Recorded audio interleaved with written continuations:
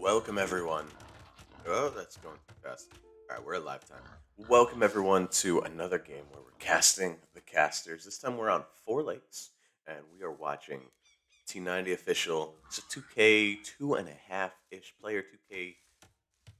Yeah, he was 2K 244 before the last game, and the player he's up against is a 2K1 player. So T90 does have a bit of a score lead, an elo lead rather, in this matchup. But T90 playing as the Gurjaras, who've been nerfed a bit, here and there, trying to bring them in line with what they should be, but still with that early mill, bringing the sheep in, gets that extra villager of creation, or of, yeah, food generation. So that's a nice boost that you get as the Gurjaras. You basically have a free food bill right off the bat. Man, those boards are loud. Uh, and we are playing on. Wow. Okay, they make a fish stand out. I never noticed that before. We're playing on a map, Four Lakes. And this looks like a rather desert version of Four Lakes.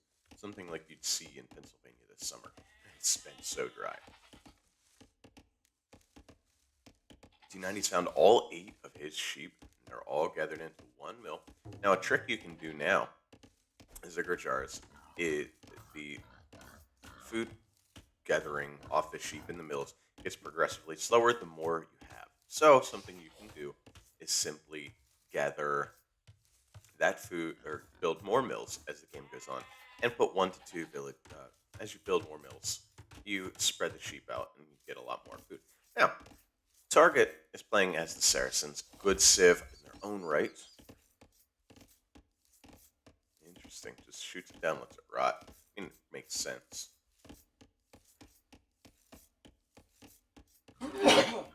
Sorry, had to sneeze. All right. Neither player's gone out for water just yet, which I find rather odd. T90 makes sense because he dropped the mill right away, and now is heavy onto wood to head out to water. And Target over here going out to water. Now, the Gurjaras are not a bad water civ. In fact, they can garrison their fishing ships. What a nice bonus.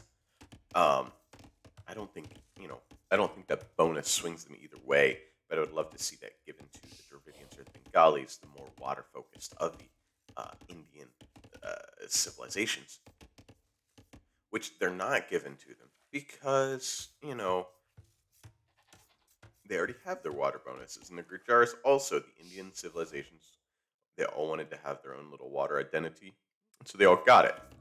But the Gurjaras leaves the Gurjaras pretty nice and tasty. Second four in now. Target on the right hand side. Target's map has 1 gold forward with a hill right on the front of his base, so that's not great. That's not that forward of a gold. Berries pretty exposed, and stones kind of exposed off to the right side, but 1 gold nice.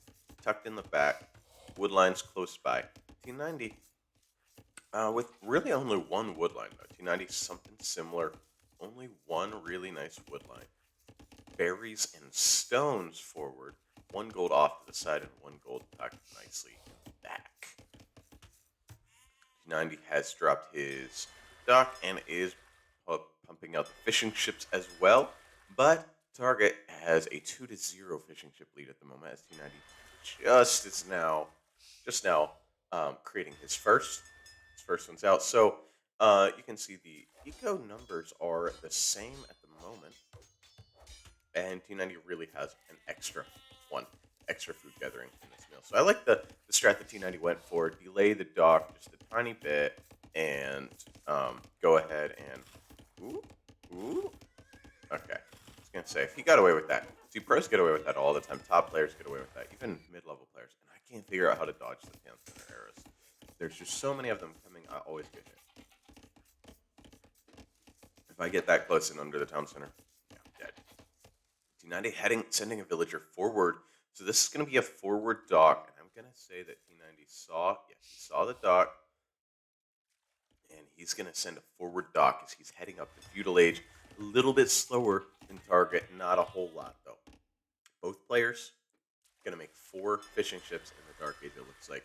Target has his 4, it's not making any more. And again, this hill on the front of target's base is a lot closer than that hill is in front of T90's base. Similar, very similar layout, but it's closer. I like this. Um, I like this big hill in the middle. That gives you something to fight over, something important, and it runs through.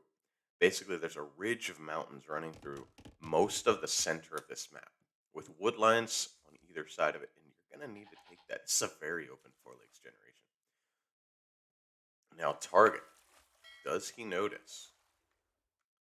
Um, it's control right click. No, it's not control right click. It's shift. All right. Target indeed does not notice. All right. Target does not notice the dot coming up in his pond. That matters. If he noticed, he would be dropping a fire galley immediately. Instead, he's getting upgrades and building a spearman. Double. Okay, it's going to be going archers. T90 scouts that out. Great scouting by T90. He delays it a little bit as T90 just now gets up himself. He's in the feudal age, making a fire ship. Gonna have to figure out how to defend himself, as he's a little shy on wood and needs to get that defense up soon.